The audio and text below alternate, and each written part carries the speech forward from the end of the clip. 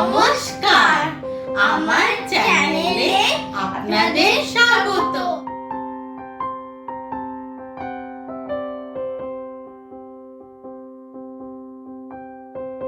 একটা ননস্টিক কড়াই নিয়েছি, এর মধ্যে আমি এখানে হাফ কাপ গুঁড়ো দুধ নিয়েছি। আমি এটা কড়াইতে দিয়ে দেব।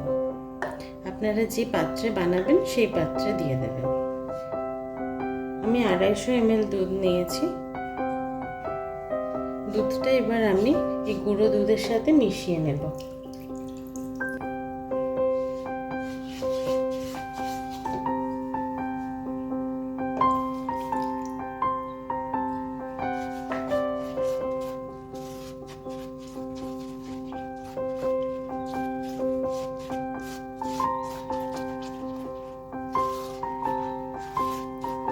দুধটা ঠান্ডা দুধ নেবেন, আর কি রুম টেম্পারেচারের দুধ নেবেন, তাহলে দলা পাকিয়ে যাবে না। গরম দুধ নিলে কিন্তু গুঁড়ো দুধটার সাথে মেশাতে গিয়ে দলা পাকিয়ে যাবে।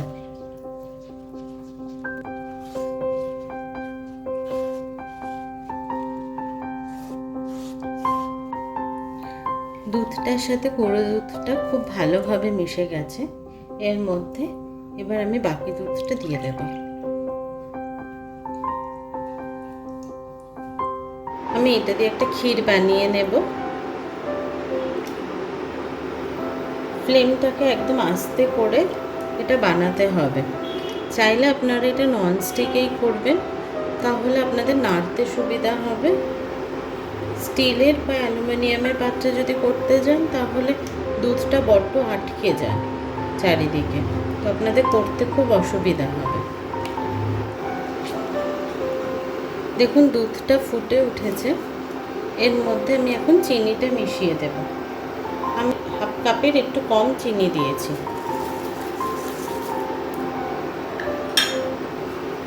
চিনিটা খুব ভালোভাবে মিশিয়ে নেব।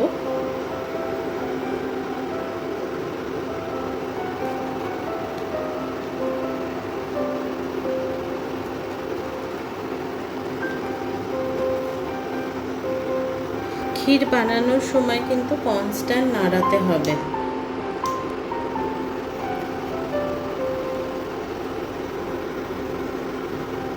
দেখুন দুধটা অনেকটা শুকিয়ে এসছে। এখন আমি এর মধ্যে দিয়ে দেবো এলাচের গুঁড়ো।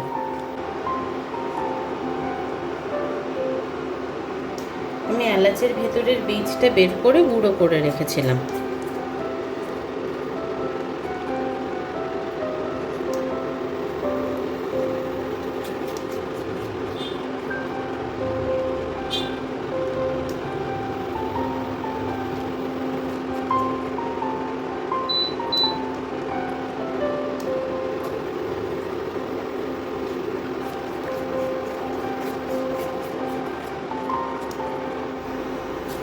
দেখুন ক্ষীরটা আমার রেডি হয়ে গেছে। আমি কিন্তু ঠিক এতটাই কনসিস্টেন্সিতে রাখবো, এর থেকে বেশি আর গাঢ় করব না। এবার আমি ক্ষীরটাকে ঠান্ডা হতে দেব। এটা যখন ঠান্ডা হবে আর একটু গাঢ় হয়ে যাবে।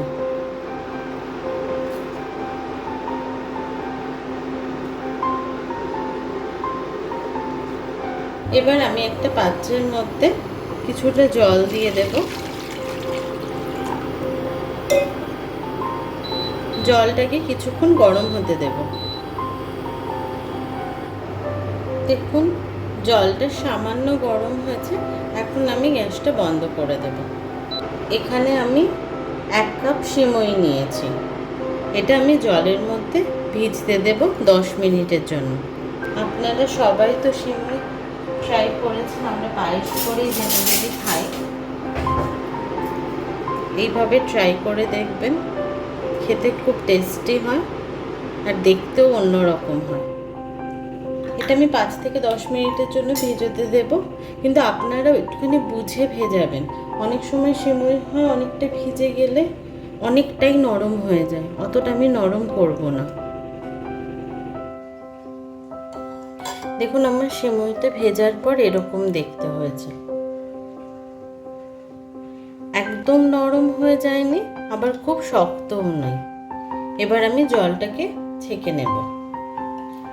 আমি সিমুইটার জলটা ঝরিয়ে নিয়েছি। এবার আমি এর মধ্যে 1 চামচ ঘি মিশিয়ে নেব। এই জিনিসটা কিন্তু হাত দিয়ে করলেই ভালো হবে।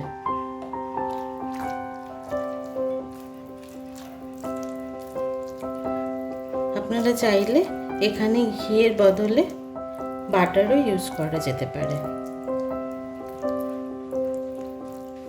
এবার আমি একটা আপ্পাম পাত্র নিয়েছি, এর মধ্যে আমি ঘিটাকে খুব ভালোভাবে লাগিয়ে নেব।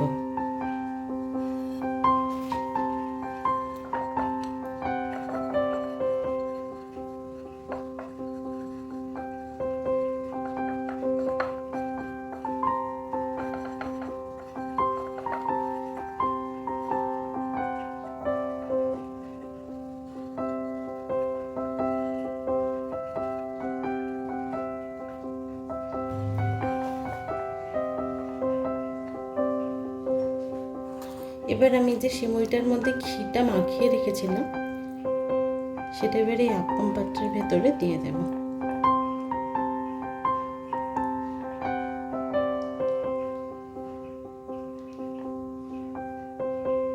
গোল যেগুলো আছে তার বাইরে যেন বেরিয়ে না যায়, বেরিয়ে গেলেও সেটা পরে মুছে নিতে হবে।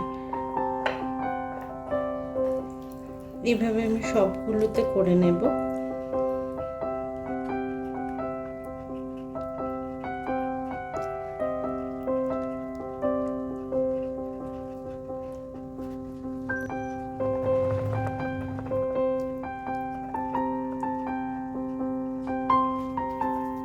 এখন ক্ষীরটা ঠান্ডা হয়ে এরকম হয়ে গেছে। এবার আমি আপ্পাম পাত্রে যেটা বানিয়ে রেখেছিলাম তার মাঝখানে আমি একটু একটু করে ক্ষীর দিয়ে দেবো।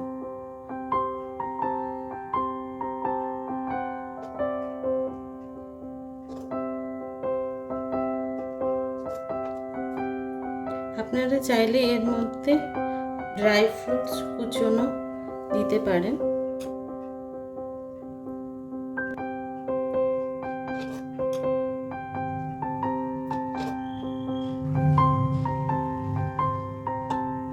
বাকি সিমুইটা যেটা আছে সেটা দিয়ে ক্ষীরটাকে আবার চাপা দিয়ে দেব।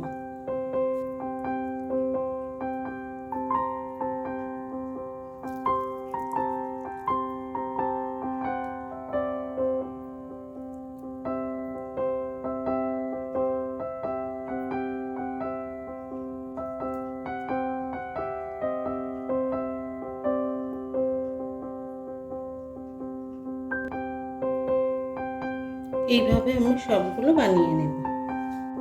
দেখুন বাইরে যেগুলো লেগে আছে সেগুলো একটুখানি সরিয়ে মুছে দিতে হবে, না হলে কিন্তু আমি যখন গ্যাসে বসাবো তখন জিনিসটা পুড়ে উঠবে খুব সহজে। আমি টিস্যু দিয়ে একটু মুছে দেওয়ার চেষ্টা করছি।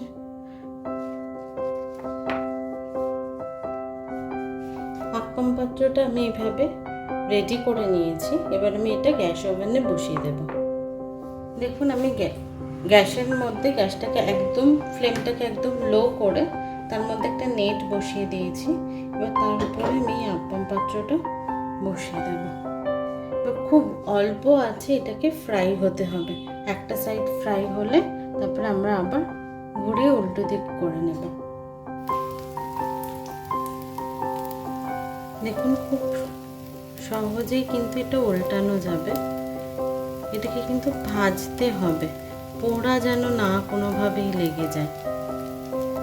খেতে খুব টেস্টি হয়। আপনারা একবার বানিয়ে অবশ্যই আমাকে কমেন্টসের মাধ্যমে জানাবেন যে কেমন লাগছে আপনাদের এটা খেতে।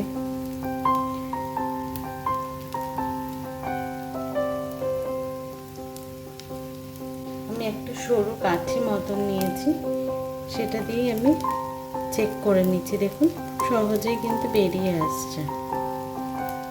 যত বেশি বাইরেটা ক্রিস্পি হবে তত খেতে তত টেস্টি হবে। সেজন্য এটাকে পুড়তে দেওয়া যাবে না, কিন্তু ক্রিস্পি করতে হবে। এখন অনেকটাই হয়ে এসছে।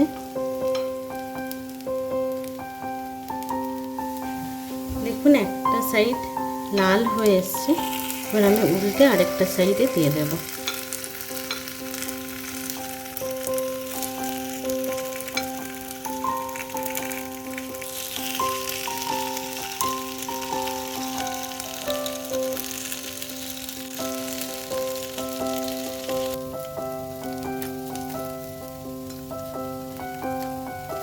সাইডও হয়ে গেছে, এবার আমি নামিয়ে নেব।